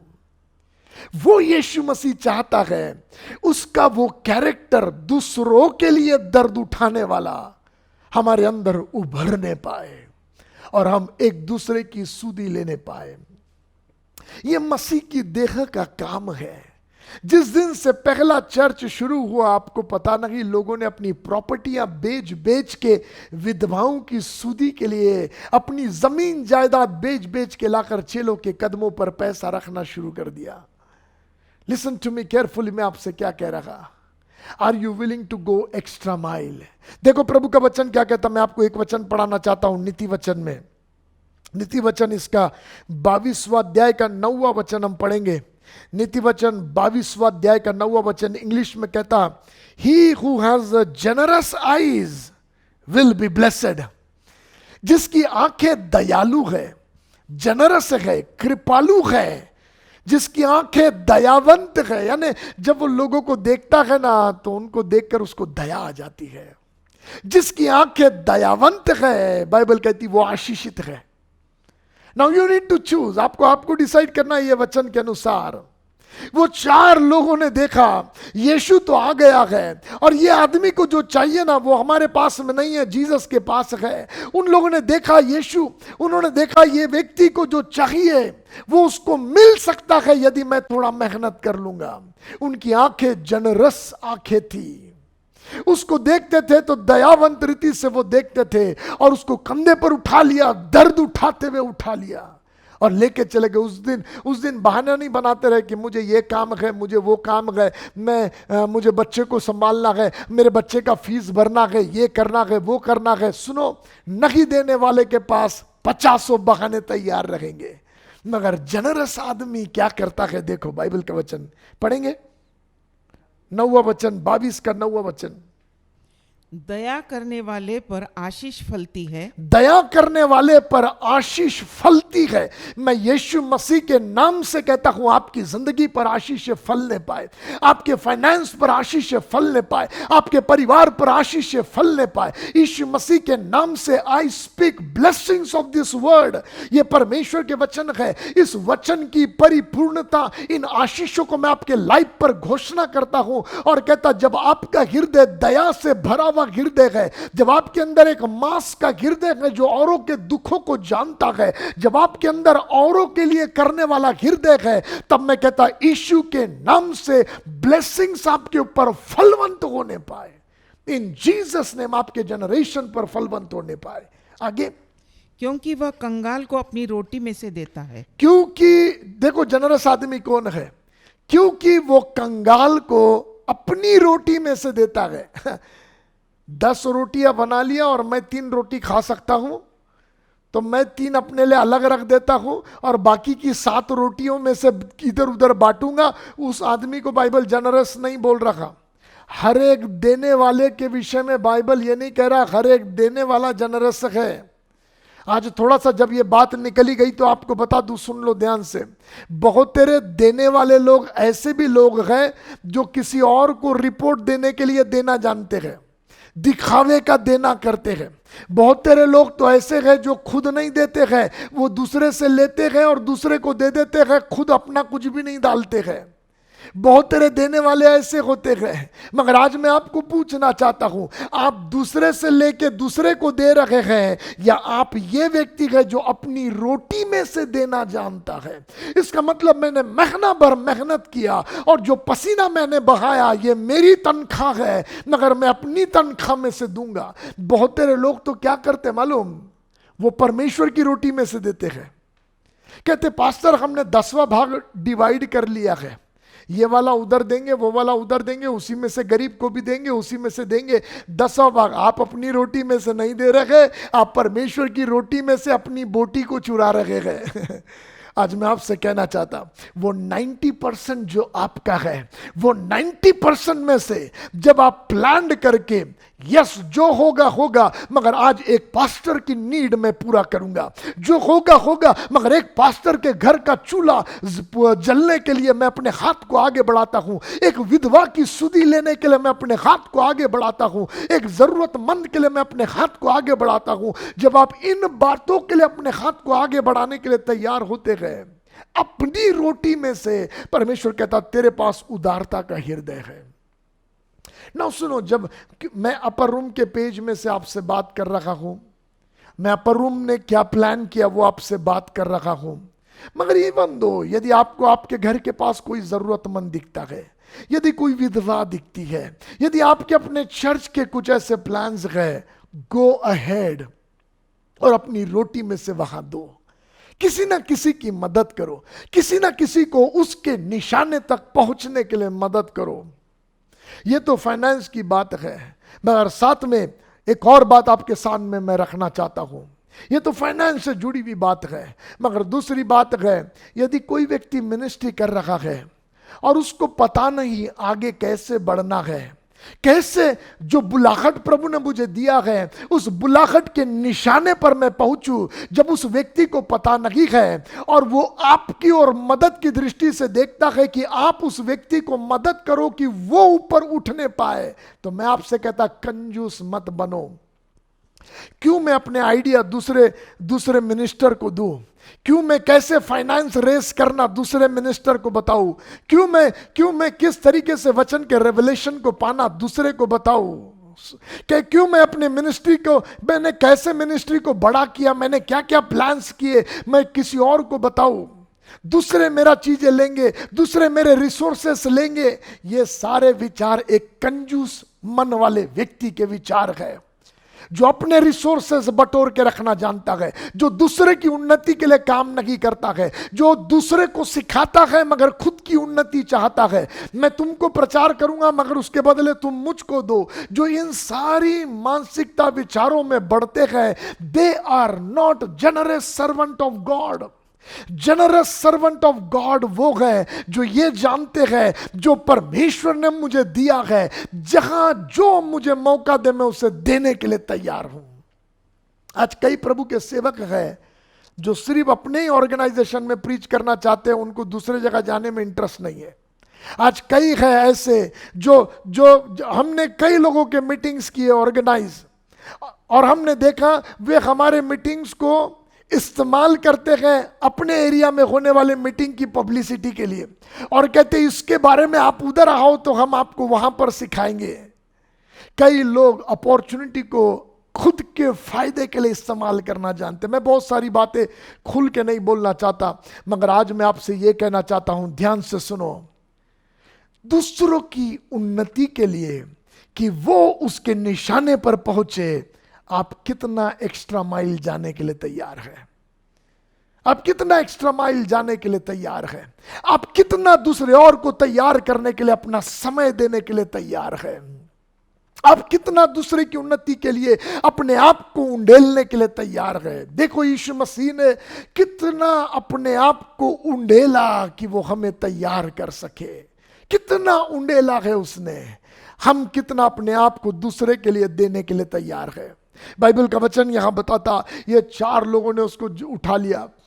अब कंधा दर्द होता है।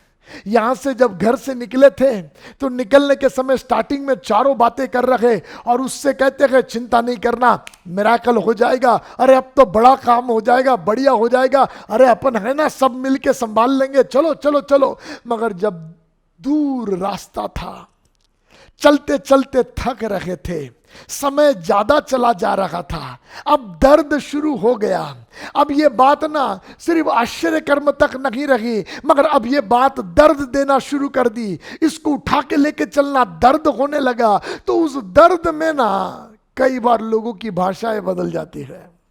स्टार्टिंग में तो बड़े पॉजिटिव वर्ड निकलते रहते, अरे हो जाएगा, अरे देख लेंगे, अरे अपन मिलके कर लेंगे, ये बड़ा बड़ा प्लान है ऑर्गेनाइजेशन का, हम मिलके इसको अंजाम दे देंगे, चलो पास्टर करते हैं, चलो भाई करते हैं, ये बिजनेस हम मिलके कर लेंगे। कई लोग एक साथ तो आ जाते हैं, मगर जब देरी दिखाई देती है, जब दूरी दिखाई देती है, जब दर्शन की जमीन दूर दिखाई देती है, जब काम पूरा होने में विलंब दिखाई देता है, और जब दर्द वाली घड़ी शुरू होती है ना, तब कुड़कुड़ाना शुरू होता है।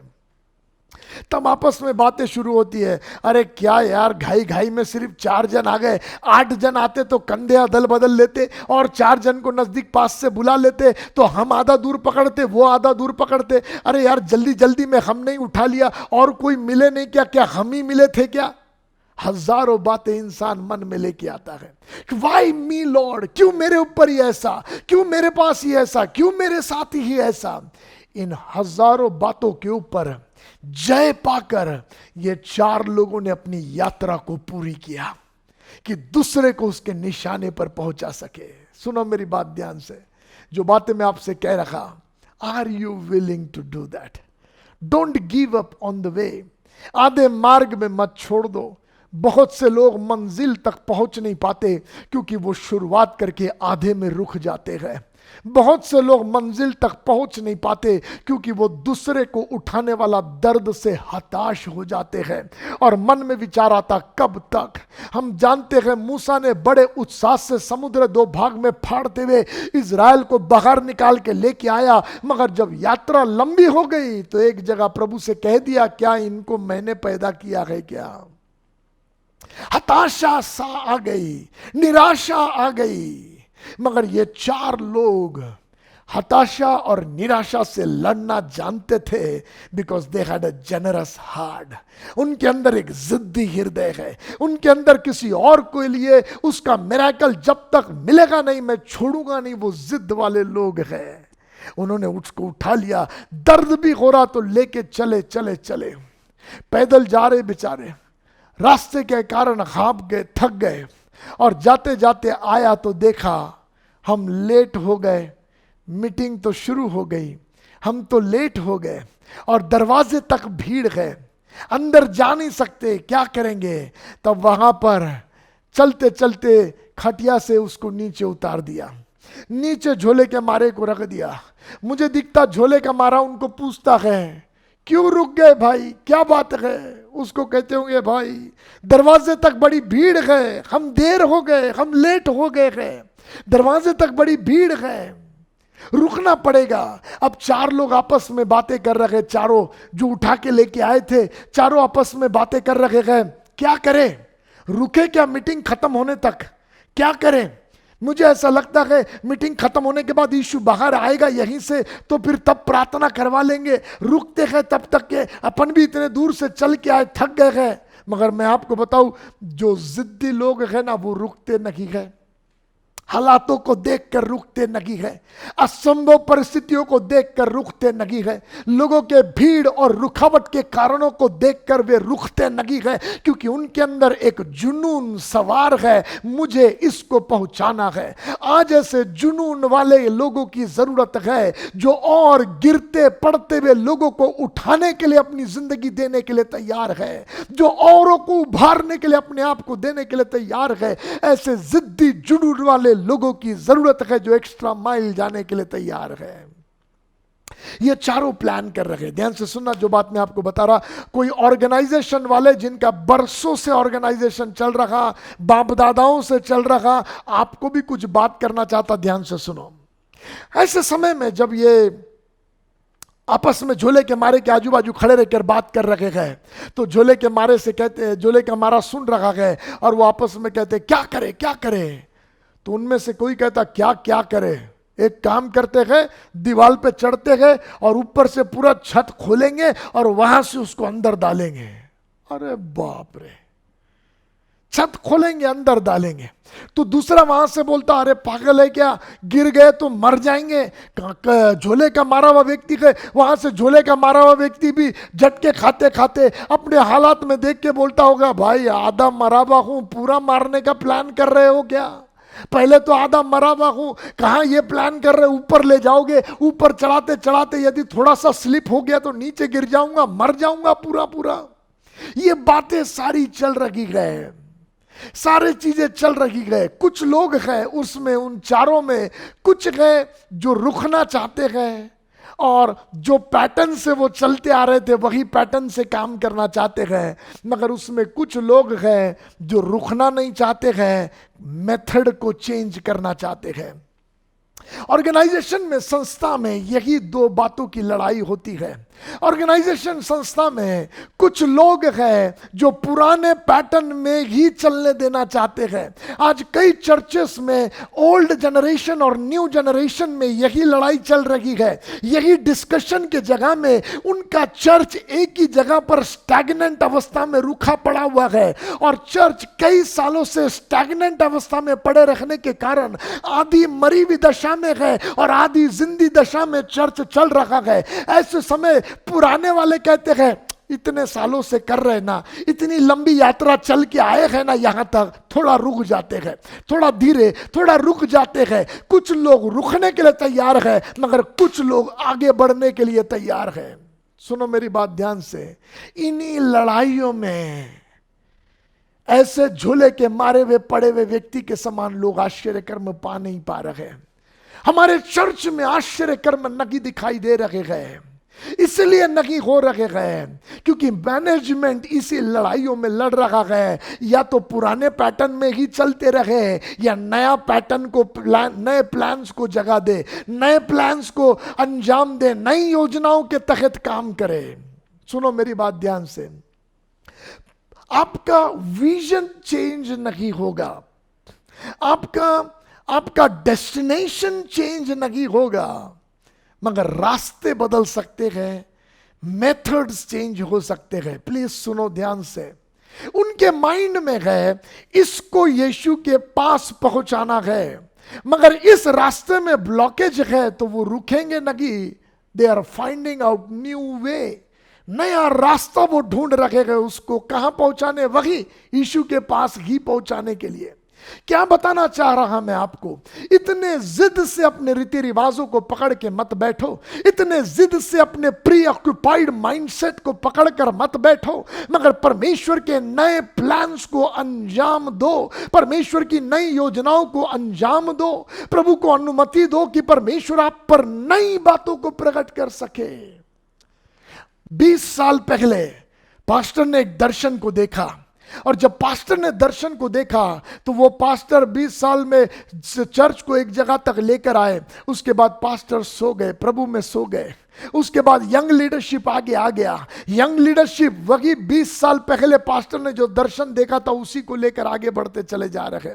वही पैटर्न, पास्टर साहब जिस पैटर्न में चर्च चलाते थे वही पैटर्न में चर्च को आगे लेकर जा रहे। नाउ सुनो, यदि वो हेल्दी है आई हैव नो प्रॉब्लम, यदि ब्लॉकेज नहीं है आई हैव नो प्रॉब्लम, मगर यदि वो पैटर्न में ब्लॉकेज आ गया है तो आपको रुकना नहीं है, क्योंकि मसीही जीवन रुकने का जीवन नहीं है, वो महिमा से महिमा में जाने का जीवन है। यदि एक चीज में ब्लॉकेज आ गया तो आपको नए पैटर्न्स को अपनाना जरूरी है, ताकि कमिंग जनरेशन को आप डेस्टिनेशन पर पहुंचा सके, आने वाली पीढ़ी को आप डेस्टिनेशन तक पहुंचा सके। जिसकी जिम्मेदारी आपके कंधे पर दी गई है उसे आप निशाने पर यीशु तक पहुंचा सके, वरना आप ट्रेडिशन के माइंडसेट के उन्हीं बंधनों में फंसे हुए वहीं खड़े रहोगे, आश्चर्य कर्म के दरवाजे पर खड़े रहोगे, मगर चर्च में परमेश्वर की कोई सामर्थ नहीं दिखाई देगी। हो पवित्र आत्मा आपकी मदद करे, जो बातें मैं आपसे कह रहा आप समझ सके। मैं आपसे कहना चाहता, परमेश्वर की ओर से नए प्लान्स को सुनने के लिए कानों को खुला रखो। मैं ऐसे ऐसे ऑर्गेनाइजेशंस में प्रीच करने गया जहां 100-150 सालों पुराना इतिहास है उन ऑर्गेनाइजेशंस का, और 100-150 सालों से वही पैटर्न चलते आ रहा है।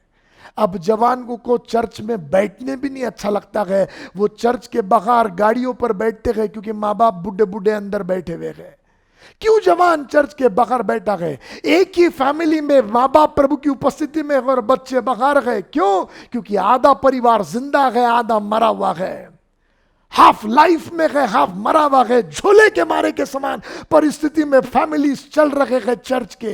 मालूम क्यों? क्योंकि हम उन ओल्ड पैटर्न से, उन ओल्ड ट्रेडिशनल पैटर्न्स में बंधे पड़े हैं 100-150 साल पुराने। वही 100-150 साल पुराने गीत, वही 100-150 साल पुराने पैटर्न्स। मगर प्रभु से कहो, लॉर्ड अब ये दिन आया है कि दाग रहित, झुर्री रहित दुल्हन तैयार होने पाए। तब मैं आपसे प्रार्थना करता, हर एक वो रुकावट की चीजों पर लॉर्ड विक्ट्री लेकर उसको लांद के लॉर्ड आप तक, आपकी दुल्हन को पहुंचाने का अनुग्रह आप मुझे दो पिताजी। उस डेस्टिनेशन तक पहुंचाने का अनुग्रह दो पिताजी। मैं आपको कहना चाहता, स्पेंड टाइम, प्रभु से कहो। सुनो, सिंपल सा चीज आपको समझ में आएगा जो मैं कह रहा। नीचे 3 दिन पहले अब्राहम ने परमेश्वर से सुना, तेरे बेटे को आकर बलिदान चढ़ा दे। और अब अब्राहम ने सुन लिया, और 3 दिन की दूरी तय करके अब्राहम पहाड़ के ऊपर चला गया, और अब अपने बेटे को मारने पर गए। और दोबारा अब्राहम सुनता है, सुनो, दोबारा अब्राहम सुनता, अपने बेटे को मत मार। मेरा सवाल है, दोनों में से कौन सी आवाज प्रभु की थी? पहाड़ के ऊपर मत मार, या पहाड़ के नीचे 3 दिन पहले मार डाल? दोनों उल्टी आवाज है। एक बोलता मार डाल, एक बोलता मत मार डाल। दोनों में से कौन सी परमेश्वर की आवाज है अब्राहम की स्टोरी में? आप मुझे बताओ। उत्तर क्या है मालूम? दोनों भी परमेश्वर की आवाज है, मगर दोनों आवाजों में एक समय का गैप है। आज से कई सालों पहले जिस आवाज को सुनकर आपने मिनिस्ट्री को बिगिन किया, जिस आवाज को सुनकर आपके चर्चेस, आपकी सेवकाइयां बिगिन हुई, उसी आवाज को लेकर आप आज भी ऑपरेट नहीं कर सकते हैं। आज आपको नई आवाज सुनना पड़ेगा, वरना ऐसा ना हो उस आवाज में ऑपरेट करके आज के चर्च को आप खत्म कर डालें। कई कलीसियाएं पुरानी आवाज सुन के शुरू हुई थी और हरी भरी कलीसियाएं थी, मगर आज नामो निशान भी नहीं है, खत्म हो गए हैं, कलीसियाएं खत्म हो गई है। कई चर्चेस दूसरे धर्म स्थलों में बदल गए हैं। क्यों? उन्होंने भी तो आवाज सुन के शुरू किया था, मगर समस्या यह है जब वो ऐसे रास्ते पर आकर रुक गए जहां रुकावट उनके सामने आ गया, तो उन्होंने ट्रेडिशन को छोड़कर नए पैटर्न्स को परमेश्वर के फॉलो करने को रिजेक्ट किया। आज मैं आपसे कहना चाहता हूं, जब परमेश्वर आपको नई बातें बताए उसे ग्रैब करो। जब प्रभु आपको नई योजनाएं जीने की बताए उसको पकड़ लो और हमेशा तैयार रहो। प्रभु मुझे बता, आपने मुझे वो समय बताया था, मगर अब इस समय के लिए आप मुझे बताओ लॉर्ड कि किस तरीके से हम आगे बढ़े। और मैं आपसे कहना चाहता, परमेश्वर नई बातों को आप पर रिवील करेगा। ये चारों के विषय में मुझे बड़ा अच्छा लगता। चारों ने बाद में निर्णय लिया, चलो जो होगा देखा जाएगा, चढ़ते ऊपर से निकाल के डालेंगे। चारों एक सहमत हो गए। आज ऑर्गेनाइजेशन मरी हुई दशा में है क्योंकि लोग एक सहमत नहीं होते हैं। मगर सुनो, ये चारों एक सहमत में हो गए और एक सहमत में होकर उसको बराबर से बांधा और अब बैलेंस में उसको ऊपर ले जा रहे हैं। थोड़ा बैलेंस यदि बिगड़ गया ना तो वो गिर जाएगा, मगर चारों लोग एक बैलेंस में उसको उठा रहे। अब ताकत और लगाना है, अपने आप को भी उठाना है, ताकत और लगाना है, मगर वे लोग तैयार हैं बैलेंस में चलने के लिए, कदम से कदम मिलाने के लिए। मैं आपसे कहना चाहता हूं, दो मन में ना जियो, दो विचारों में ना जियो। मसीह की देह होने के नाते आइए हम एक मन हो जाए इन बातों के प्रति और दूसरों के लिए एक्स्ट्रा माइल जाकर उनको निशाने पर पहुंचाने के लिए आशीष का कारण बने। देखो, बाइबल का वचन बताता, जो बात मैं कह रहा, बाइबल का वचन बताता, वो लोग ऊपर चढ़ के गए, ताकत लगा के ऊपर चढ़ के गए, एक साथ उसको लेकर ऊपर चढ़ के गए। उस ऊपर चढ़ने के समय में यदि एक भी व्यक्ति चढ़ते समय उसका पैर घसर जाए तो यह आदमी तो सिर्फ घसरेगा, मगर झोले का मारा हुआ मर जाएगा गिर के। क्या बताना चाह रहा मैं आपको? चुने हुए बलवंत प्रभु के बेटे बेटियां, आपका घसरना किसी के लिए मृत्यु का कारण बन सकता है।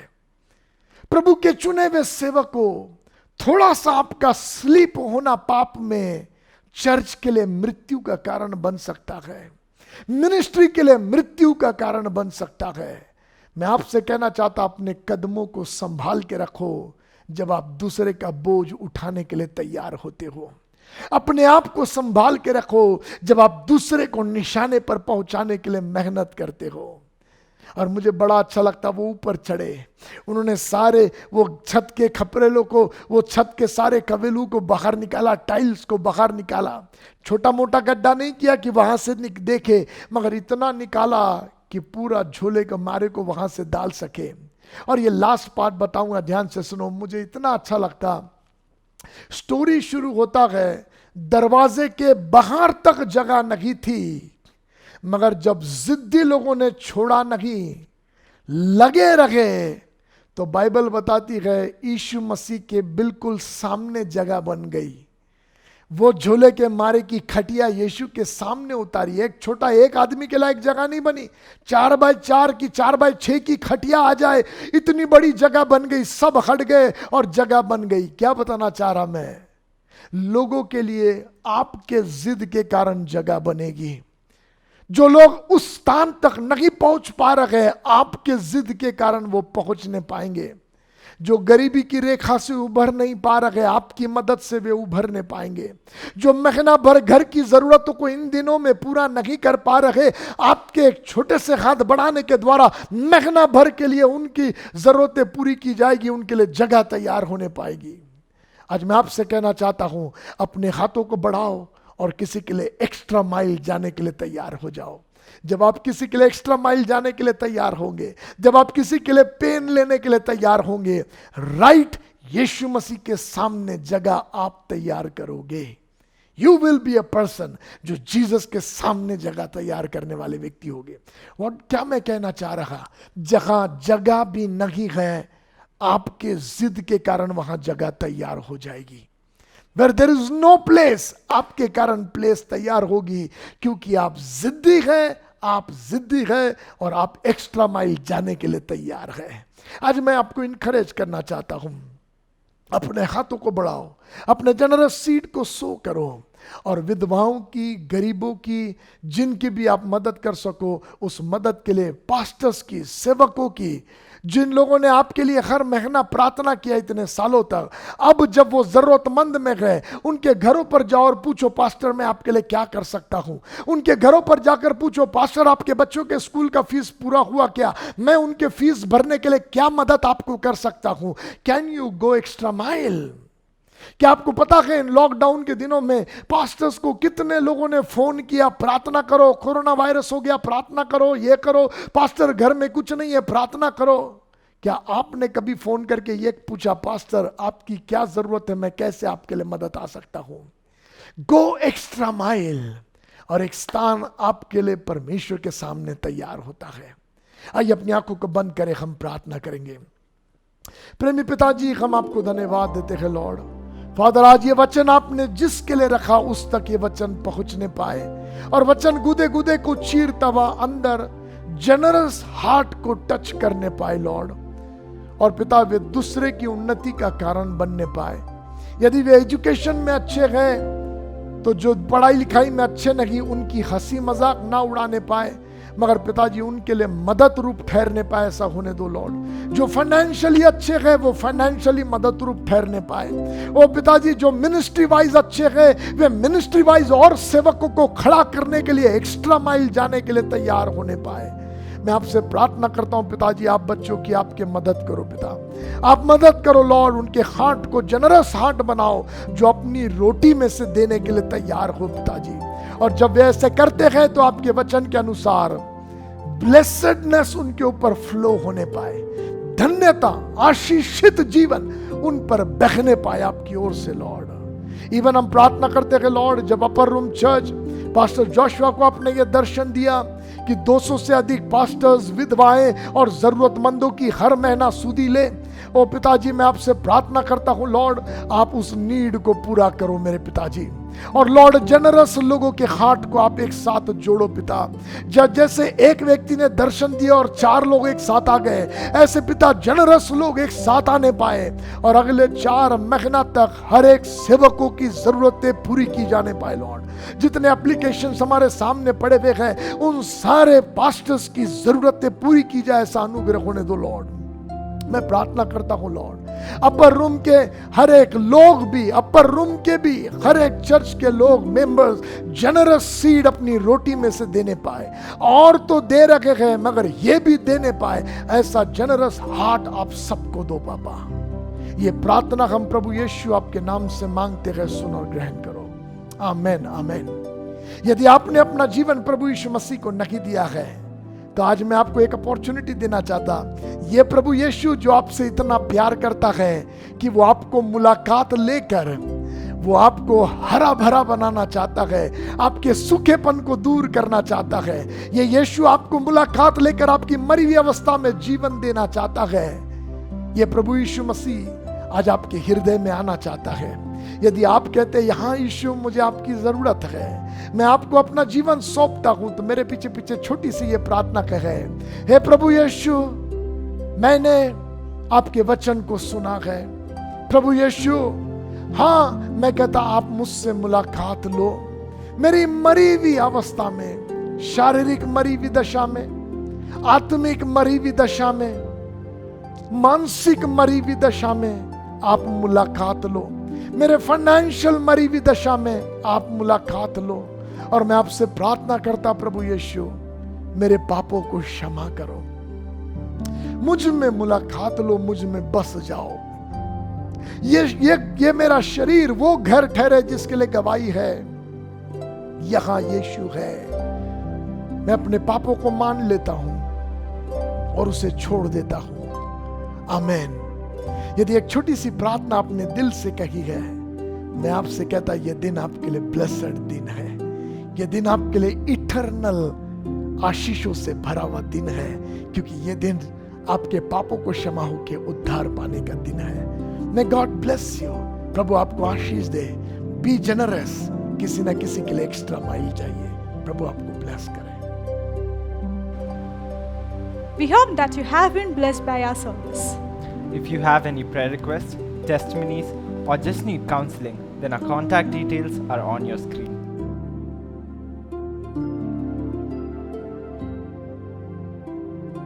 If you would like to be a financial partner or sow a seed, then our account details are also on your screen. Till next time, stay blessed and stay safe. Bye.